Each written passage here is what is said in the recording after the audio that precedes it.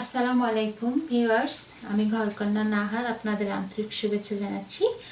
আজকে আমি আমার রেসিপিতে দেখাবো চিকেন কর্ন স্যুপ।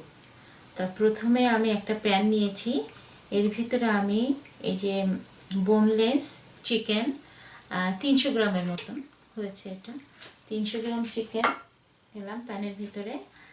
আর 1/3 কাপ মেজারমেন্ট কাপের 3 ভাগের 1 কাপে 3 ভাগের 1 ভাগ হচ্ছে পেঁয়াজ কুচি, একটু ছোট ছোট করে কুচি করে দিয়েছি। আর 1 টেবিল চামচ হচ্ছে রসুন কুচি, আর আধা চা চামচ একটু গোলমরিচের গুঁড়া। গোলমরিচ আমি একটু বেটে দিয়েছি, গুঁড়া থাকলে গুঁড়া দিবেন, আমার তো গুঁড়াটা নাই তাই আমি বেটে দিয়েছি। আর 1 চা চামচ হচ্ছে আদা পেস্ট, 1 চা চামচ। আর এখানে আর দিব হচ্ছে 10 কাপ পানি। আপনার পানিটা যেরকম দেন, আমি 10 কাপ পানি দিচ্ছি এখানে মেজারমেন্ট কাপে। আর 1 টেবিল চামচ 1 চা চামচ লবণ, লবণটা স্বাদ মতন, 1 চা চামচ লবণ দিলাম, লবণটা আপনার স্বাদ মতন দিবেন। এবার আমি হাই হিটে, মানে পানিটা আরও লাগবে 5 থেকে 7 মিনিট জ্বালাতে হবে। আমি 12 থেকে 13 কাপ পানি দিলাম। এবার আমি হাই হিটে জাল দিব, আলগাই থাকবে, আমি ঢেকে দিব না। এবার হাই হিটে জাল দেবো 5 মিনিটস, তারপর আবার দেখব 5 মিনিটস পরে, আবার দেখব কত হলো, তারপর আবার 5 মিনিটস পরে ফিরে আসছি। হ্যাঁ, এবার আমি 5 মিনিট বলেছিলাম, কিন্তু আমার 10 মিনিট লেগেছে এটা দেশি মুরগি সিদ্ধ হতে।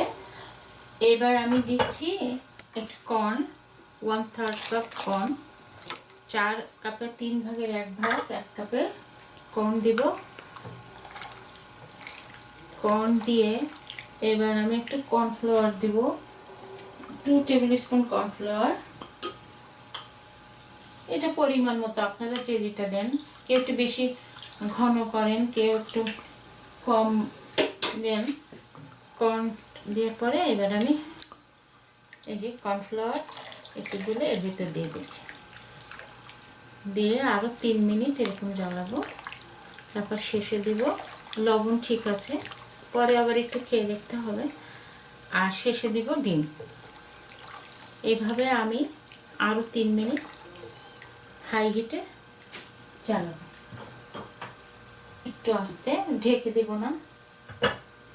3 মিনিট পরে আবার ফিরে আসছি।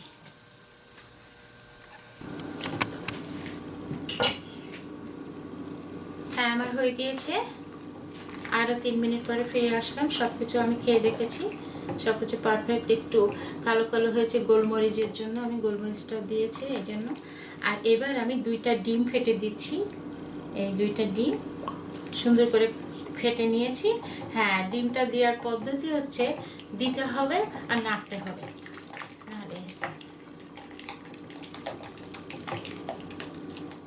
ডিমের মধ্যে আমি একটু লবণ আর একটু গোলমরিচের গুঁড়া দিয়েছিলাম।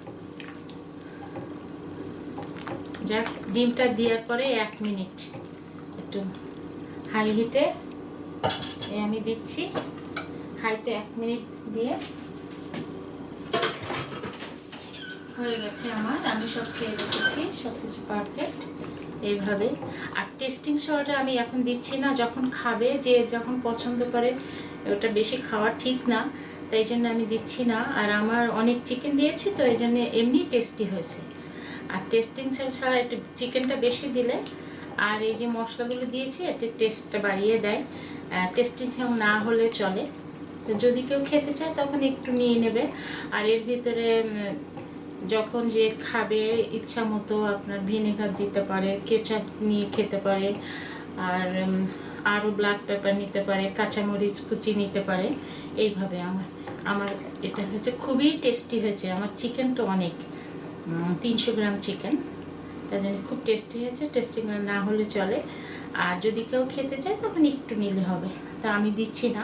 আপনারা পারলে এতে আধা চা চামচ টেস্টিং সল্ট দিতে পারেন, যারা পছন্দ করে আধা চা চামচ টেস্টিং সল্ট দিয়ে পরিবেশন করতে পারেন। তো ঠিক আছে, আমার 1 মিনিট হয়ে গেল। আপনারা অনেক অনেক ভালো থাকবেন। আর আমার চিকেন কর্ন স্যুপ যদি আপনাদের ভালো লাগে, লাইক কমেন্ট অ্যান্ড সাবস্ক্রাইব করবেন। আর সবাই এটা একটা হেলদি ফুড, কিন্তু চিকেন কর্ন স্যুপ সবসময় ডাক্তাররা বলে, তো আমি প্রায় এটা করি। আমার রেসিপিতে এরকম খুব টেস্টি হয়, সবাই বলে খুব সুন্দর টেস্টি হয়েছে, তা সেভাবে আমি আপনাদেরকে দেখালাম।